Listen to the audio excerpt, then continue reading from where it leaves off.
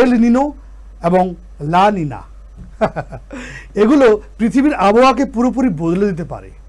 আজ আমরা সহজ ভাষায় এবং উদাহরণ দিয়ে জানাবো এই দুটি ঘটনা কি এবং কিভাবে আমাদের জীবনকে প্রভাবিত করে। চলো প্রথমেই দেখা যাক এল নিনো কি। এল নিনো হলো এমন একটা ঘটনা যখন প্রশান্ত মহাসাগরের পূর্ব অংশের জল স্বাভাবিকের চেয়ে বেশি গরম হয়ে যায়। জল গরম হলে বাতাসও কিন্তু গরম হয়, বায়ু প্রবাহ বদলে যায় এবং পৃথিবীর বিভিন্ন অংশের আবহাওয়া কিন্তু প্রভাবিত হয়। উদাহরণস্বরূপ 2015 সালে এল নিনোর কারণে কিন্তু দক্ষিণ আমেরিকায় বন্যা দেখা দেয়, অথচ একই সময়ে আফ্রিকায় কিছু অঞ্চলে খরা পড়ে যায়। আমাদের দেশে এল নিনো এলে কখনো উত্তরবঙ্গে বৃষ্টিপাত কমে যায়, আবার দক্ষিণ পূর্ব এশিয়ায় কিন্তু বন্যার আশঙ্কাও দেখা যায়। অপরদিকে লা নিনার কথা বলবো। লা নিনা হলো এল নিনোর বিপরীত।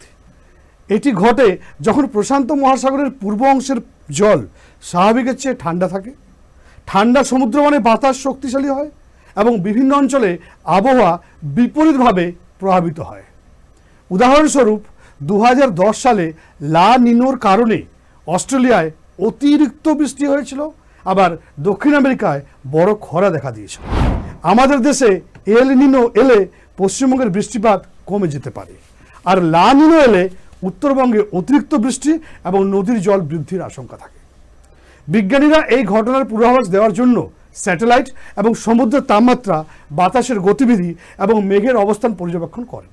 এল নিনো এবং লা নিনো শুধু সমুদ্র বা বাতাসের ঘটনা নয়, এগুলো আমাদের আবহাওয়া, কৃষি, ঘূর্ণিঝড়, বন্যা, খরা এবং অর্থনীতির উপর সরাসরি প্রভাব ফেলে। তাই বৈজ্ঞানিক পর্যবেক্ষণ এবং প্রস্তুতি অত্যন্ত গুরুত্বপূর্ণ। 2025 সালের উদাহরণেই প্রমাণ করছে, যদি সময় মতো প্রস্তুতি নেই তবে লা নিনো বা এল নিনোর প্রভাব অনেক বেশি ক্ষতিকর হতে পারে। সংক্ষেপে বলা যায়, সমুদ্রের জলের সামান্য তাপমাত্রার পরিবর্তন পৃথিবীর আবহাওয়া এবং মানুষের জীবনকে কিন্তু বদলে দিতে পারে। এল নিনো এবং লা নিনো আমাদের দেখায় কীভাবে একটি ছোট ঘটনা বৈশ্বিক পরিপ্রেক্ষিতে বড় ধরনের কিন্তু প্রভাব ফেলতে পারে। তাই এই ঘটনাগুলোর পূর্বাভাস জানা, সতর্কতা নেওয়া এবং প্রস্তুতি গ্রহণ করে প্রতিটি দেশের কাছে আজকের দিনে কাট্টু। তাই এই ঘটনাগুলোর পূর্বাভাস জানা, সতর্কতা নেওয়া এবং প্রস্তুতি গ্রহণ করা প্রতিটি দেশের জন্য কিন্তু অত্যন্ত গুরুত্বপূর্ণ।